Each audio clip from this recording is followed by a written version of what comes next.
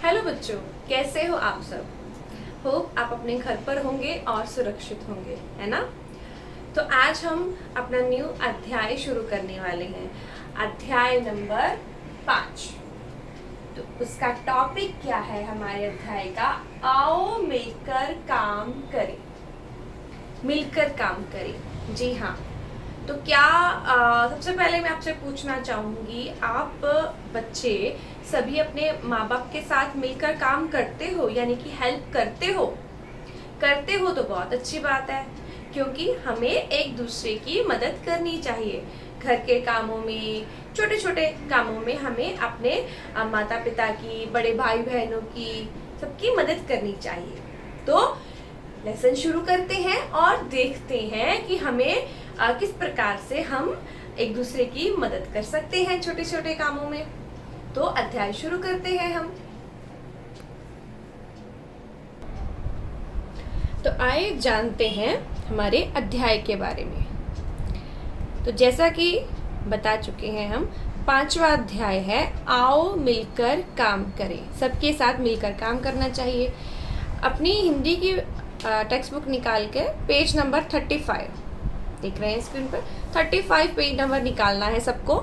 Pencil, rubber, जो भी आपको लगता है, साथ साथ में जो आपको बोला जाता है हर बार, वो आपको अपने पास रखना है। अगर आपको लगता है रफ नोटबुक रखनी है तो नोटबुक भी अपने पास रखिए हार्ड वर्ड्स लिखने के लिए। तो आइए शुरू करते हैं। सबसे पहले जानते हैं कि ये जो अध्याय है, ये हमारा अध्याय किस बारे में है।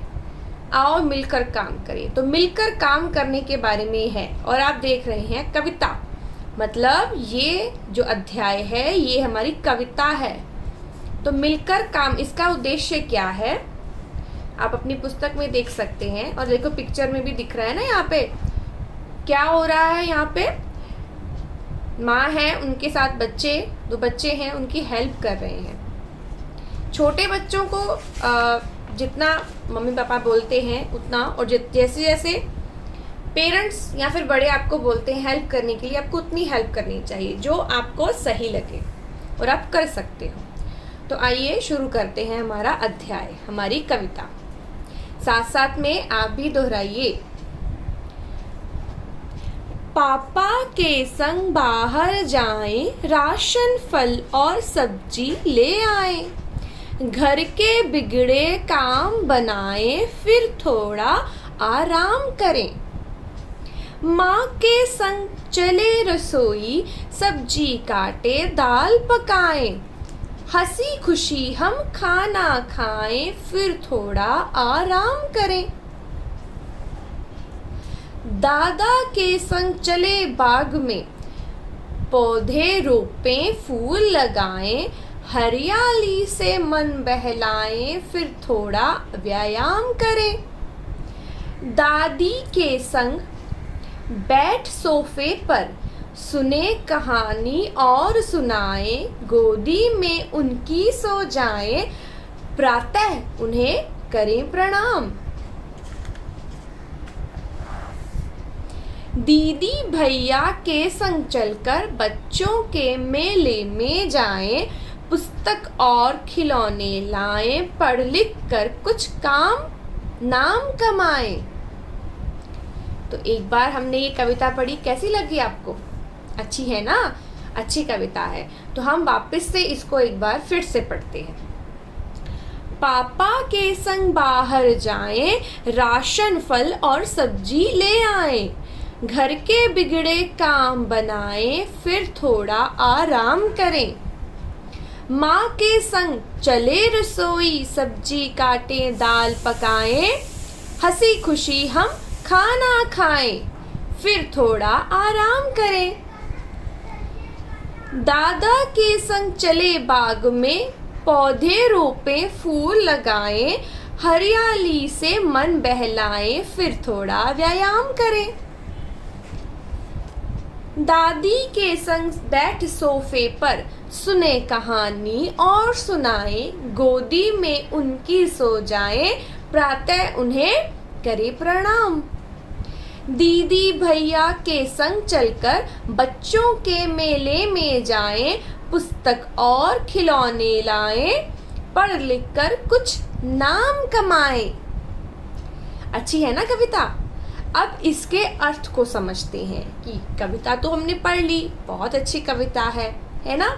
आप चाहें तो 2 या 2 से ज़्यादा बार आप दोहरा सकते हैं। उससे क्या होता है, रीडिंग हैबिट्स और हिंदी पढ़ना, कोई भी सब्जेक्ट को इंग्लिश, हिंदी या मराठी जो भी आप पढ़ना चाहते हो, तो एक तो आपके मनोरंजन के लिए, दूसरा नॉलेज के लिए पढ़ना ज़रूरी होता है।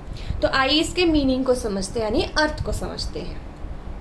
पापा के संग, संग का मतलब देखो रेड कलर से आपसे बोला है, जितने भी रेड कलर के वर्ड्स होते हैं यहाँ पे आपके दिखे है ना, तो इनके मीनिंग्स देखिए इसी पेज नीचे दिए गए, पेज नंबर 36 देखिए, हर पेज के नीचे हार्ड वर्ड्स दिए जाते हैं जहाँ पे लिखा होता है अर्थ जाने। तो सबके मीनिंग्स देखो, संग का मतलब होता है साथ, रोपना का मतलब होता है पौधा लगाना, व्यायाम का मतलब होता है कसरत यानी कि एक्सरसाइज, प्रातः मतलब सुबह, मॉर्निंग, प्रणाम मतलब नमस्कार से हम हाय हेलो करते हैं, स्कूल आते हैं तो गुड मॉर्निंग करते हैं, जाते हुए गुड बाय करते हैं, वैसे। पुस्तक मतलब किताब यानी बुक। तो ये आपके लेसन में जितने भी रेड कलर के वर्ड्स हैं वो नीचे पेज पर दिए गए होते हैं, है ना। आपको क्या करना होता है, इनको रीड करना होता है और लिखना होता है। लिखना कहाँ होता है, नोटबुक में, हिंदी की नोटबुक में। तो वापस से देखते हैं, पापा के संग बाहर जाएं। जब बाहर जाते हैं, देखो हेल्प कर सकते हैं ना हम, जब बाहर हम कहीं शॉपिंग पे या सामान लेने जा रहे हैं अपने पेरेंट्स के साथ, पापा मम्मी जो भी आपके साथ जाते हैं, तो आप उनके साथ जाएंगे और साथ में क्या कर सकते हैं, छोटा मोटा जो सामान है वो जो ज़्यादा हैवी नहीं है, जो आप उठा सकते हैं, तो आप उनकी हेल्प कर सकते हैं ना। तो संग का मतलब है साथ, साथ बाहर जाना। राशन, राशन मतलब ग्रोसरी, मतलब आटा, दाल, चावल, ये सब चीज़ें, तो ये तो भारी होती हैं, आप नहीं उठा सकते, पर फल और सब्जी तो आप उठा सकते हैं जो हैवी नहीं होता है।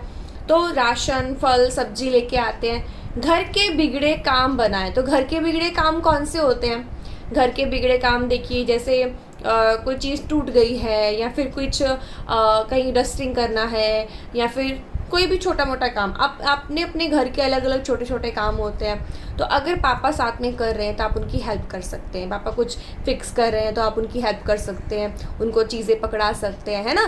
तो ये थोड़ा सा, फिर काम करने के बाद आराम भी करना चाहिए, तो फिर थोड़ा आराम करें, है ना। मम्मी के साथ क्या करें, मम्मी के साथ चले रसोई, रसोई में मम्मी है, कई बार पापा भी खाना बनाते हैं ना कई बार। तो अगर पापा बना रहे हैं तो पापा, जो भी किचन में है, मम्मी हैं, पापा हैं, दादी हैं, तो उनके साथ आप रसोई में उनकी हेल्प करा सकते हैं। अगर आप बड़े बच्चे हो तो सब्जी काट सकते हैं, सबको ज़रूरी नहीं है सब्जी काटना, बिकॉज उससे हाथ भी कर सकता है ना। दाल पकाएं तो आप उनकी सामान पकड़ाने की हेल्प कर सकते हैं। तो यहाँ पे क्या लिखा है, मम्मी के साथ हेल्प करवा सकते हैं, हंसी खुशी हम खाना खाएं और मिलकर खाना खा सकते हैं। उसके बाद थोड़ा आराम, वापस से थोड़ा आराम करें। दादा के साथ क्या बताया है, कविता में बताया है कि दादा के साथ हमें बाग में जाना चाहिए। बाग यानी कि गार्डन, गार्डन में जा सकते हैं। तो वहाँ पे क्या कर सकते हैं, अपना पर्सनल बाग, यानी घर में अगर कोई छोटा सा बगीचा है तो वहाँ पे पौधे रोप सकते हैं। रोपने का मतलब अपने नीचे देखा है, रोपना मतलब पौधे लगाना। तो घर में भी आप थोड़ी बहुत फ्लावर पॉट में या कहीं पे आप लगा सकते हैं, छोटे छोटे पौधे लगा सकते हैं, घर पे गार्डन में लगा सकते हैं। तो पौधे तो लगाने चाहिए, है ना, फूल लगाएं, पौधे लगाएं। हरियाली से मन बहलाएं, हरियाली मतलब ग्रीनरी, हरियाली का मतलब होता है ग्रीनरी। जितनी ज़्यादा ग्रीनरी हमारे आसपास रहेगी, पेड़ पौधे रहेंगे, तो वातावरण यानी कि एनवायरनमेंट उतना ही अच्छा होगा और स्वस्थ रहेंगे हम सब। फिर थोड़ा व्यायाम करें, तो व्यायाम का मतलब यहाँ पे बताया है, नीचे देखिए, कसरत यानी कि एक्सरसाइज। तो एक्सरसाइज भी करनी चाहिए, हेल्दी बॉडी के लिए खाना पीना, काम करना प्लस एक्सरसाइज भी ज़रूरी होता है। उसके बाद दादी, अब दादी का नंबर आता है, तो दादी के साथ क्या कर सकते हो, दादी चलो अगर काम करवाते हैं तो काम कीजिए। नहीं तो दादी यहाँ पे क्या बता रही हैं, दादी के साथ आप सोफे पे बैठे हैं, कहानियाँ सुना रही हैं, और कुछ आप भी अपनी कहानियाँ सुनाइए, आपने कुछ सीखा है तो। गोदी में सो जाएं, प्रातः उन्हें प्रणाम करें। तो बड़े जितने भी, सिर्फ दादी नहीं, दादू या फिर जो भी आपके घर में आपसे बड़े हैं, उनको प्रणाम करना चाहिए। सिर्फ स्कूल आके गुड मॉर्निंग करना ज़रूरी नहीं होता, वो तो करना ही चाहिए। उसके अलावा घर में भी, बाहर में भी जो भी आपको मिलता है उनको हाय, हेलो या फिर गुड मॉर्निंग, गुड इवनिंग ये बोलना चाहिए। तो प्रातः मतलब रोज़, प्रातः सुबह, यहाँ पे प्रातः का मतलब यहाँ पे है सुबह, अर्ली मॉर्निंग जब आप उठते हो तो सबको प्रणाम करें। प्रणाम मतलब नमस्कार करें। आप हेलो करते हो, नमस्कार करते हो, जो भी आप अपने अकॉर्डिंग घर पे सबको हाय हेलो करना चाहिए। इसके बाद लास्ट पैराग्राफ में आपके स्टैंजा में आता है दीदी भैया। अगर घर में बड़े भाई बहन हैं तो उनको क्या करना चाहिए? उनके साथ खेलना चाहिए। यहाँ पे कविता में क्या कर रहे हैं? कविता में दीदी भैया के साथ बच्चे मेले में जा रहे हैं, पुस्तक और खिलौने लाए हैं। पुस्तक यानी कि बुक्स, खिलौने तो आपको पता ही है, टॉयज। तो पढ़ लिख कर कुछ नाम कमाए। नाम कमाने का मतलब होता है, नाम तो सबका होता ही है ना, पर नाम कमाना, कमाना मतलब कुछ पढ़ लिख कर हम जब बड़े हो जाते हैं तो जब सब हमें हमारे नाम से जानते हैं तो उसको बोलते हैं नाम कमाना। ठीक है, तो ये हमारी कविता का अर्थ था। अगर आपको लगता है कुछ आपको बात समझ में नहीं आई, कोई पॉइंट समझ में नहीं आया, आप इस वीडियो को वापस से सुन सकते हैं 2 बार 3 बार। ठीक है, और इस कविता को कम से कम 2 बार रीड कीजिए, कम से कम 2 बार। उससे ज़्यादा भी आप पढ़ सकते हो, ज़रूरी नहीं है 2 बार ही बोला है मैंने तो 2 बार ही पढ़ना है। आप ज़्यादा भी पढ़ सकते हो, वो आपकी इच्छा है। 2 बार कंपलसरी पढ़ना है। इसके बाद देखिए सारांश। अगर देखो आपको कोई लेसन या कविता का मतलब समझ में नहीं आता है तो आप इतना तो रीड कर सकते हैं। यहाँ पे उस लेसन का ऐसे कॉलम दिया होता है सारांश, मतलब शॉर्ट में उस लेसन का, उस कविता का मीनिंग लिखा है कि हमें क्या करना चाहिए। देखो, घर में प्रत्येक व्यक्ति किसी ना किसी काम को करने की जिम्मेदारी है। हर एक व्यक्ति को काम डिसाइडेड होते हैं। हम सभी को परिवार के एक दूसरे से हाथ बटाना चाहिए, यानी हेल्प करनी चाहिए।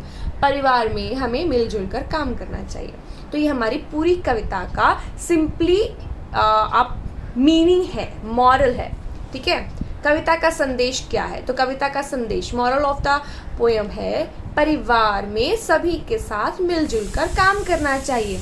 देखो, सभी कुछ आपके सामने दिया गया है, आपको सिर्फ देखना है और रीड करना है, आपको खुद समझ में आएगा। अनमोल वचन, मिलजुल कर काम करने से प्रेम बढ़ता है और कार्य भी आसान होता है। सही बात है ना, जब हम एक दूसरे की हेल्प करते हैं तो एक तो हमारा आपस में प्यार बढ़ेगा, एक दूसरे से झगड़ा नहीं होगा और जल्दी काम हो जाएगा।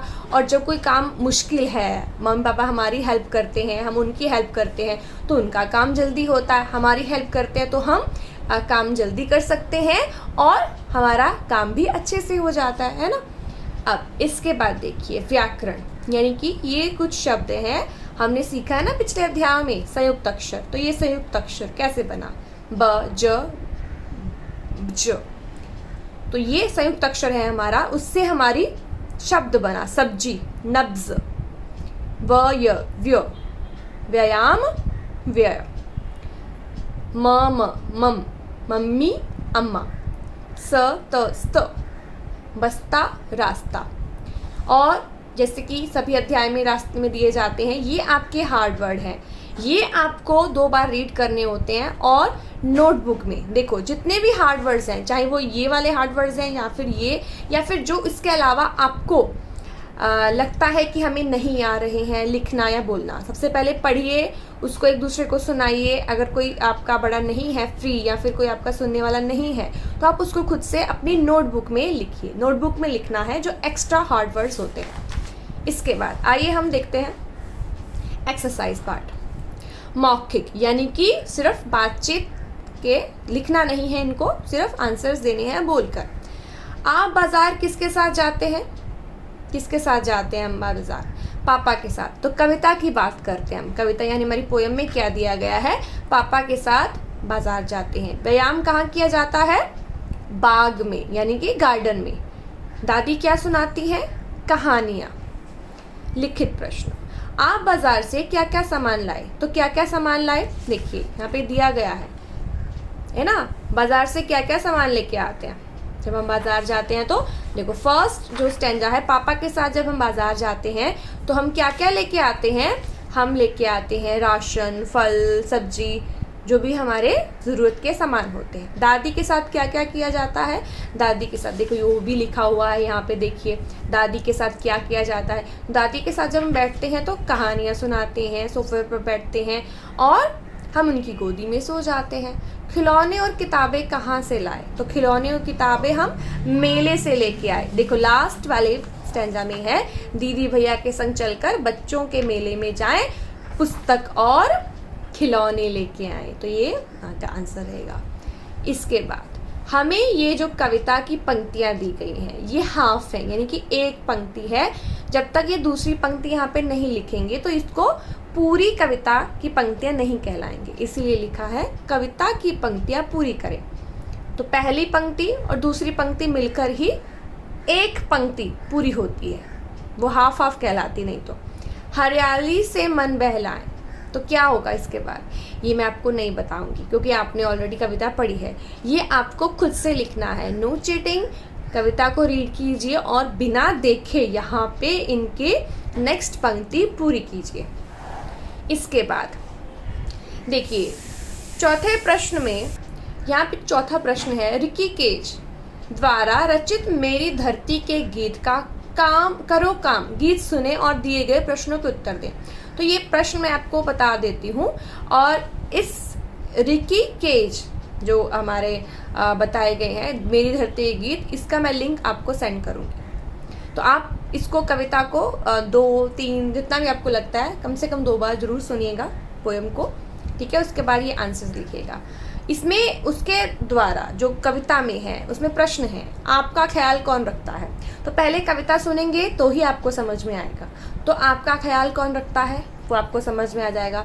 हम अपने पर्यावरण की रक्षा के लिए क्या क्या कर सकते हैं? वैसे तो आप इतने समझदार हो कि आप क्या क्या कर सकते हो, पर आपको कविता पहले सुननी है, उसके अनुसार इन दोनों प्रश्नों के उत्तर लिखने हैं। तो कहाँ लिखने हैं इनके प्रश्न? इन दोनों के उत्तर आपको नोटबुक में लिखने हैं, ठीक है। नोटबुक में, हिंदी नोटबुक में, इस टेक्स्ट बुक में नहीं लिखने हैं, नोटबुक में लिखने हैं ये दोनों प्रश्नों के उत्तर, ठीक है। पहले कविता सुनिएगा, फिर इन दोनों के उत्तर आपको नोटबुक में लिखने हैं और हार्ड वर्ड्स भी लिखने हैं पूरे लेसन के। ये हमारे लिए क्या करते हैं, कक्षा में चर्चा करें। तो कक्षा में चर्चा तो नहीं कर सकते, अब घर में चर्चा कर सकते हैं। देखो लुहार क्या करता है मैं बता देती हूँ। लुहार मतलब जो लोहे का काम करते हैं उन्हें लुहार बोलते हैं। सुनार, सुनार मतलब जो ज्वेलरी वगैरह बनाते हैं, ज्वेलर्स, यानी कि सोने का चांदी का ये जो भी गहने वगैरह का काम करते हैं उसको सुनार बोलते हैं।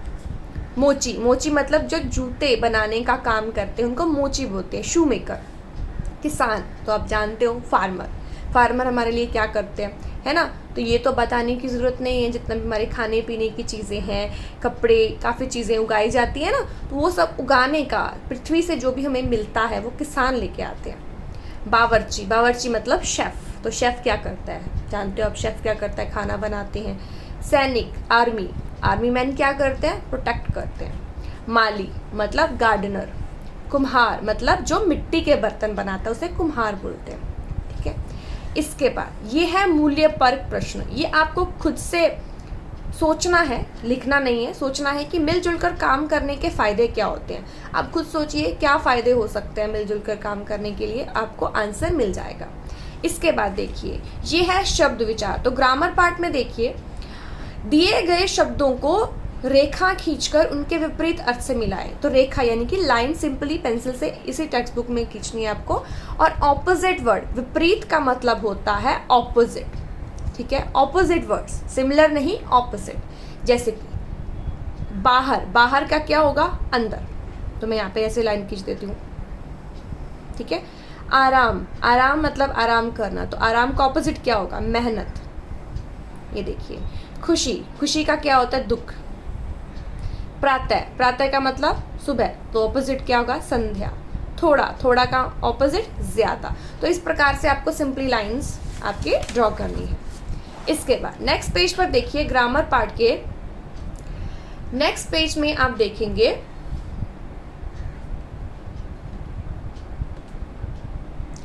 Question number 2।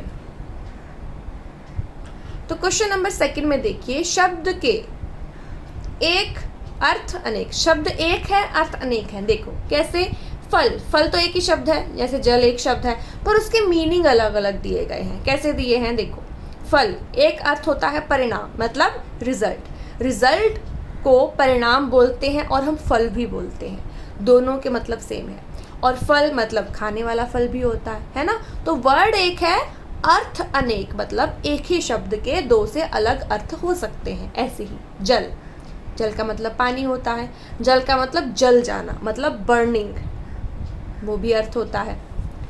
इसके बाद फल तथा जल शब्दों का प्रयोग करते हुए दो दो वाक्य बनाएं। ध्यान रहे कि दोनों वाक्यों में दिए गए अर्थ स्पष्ट हों।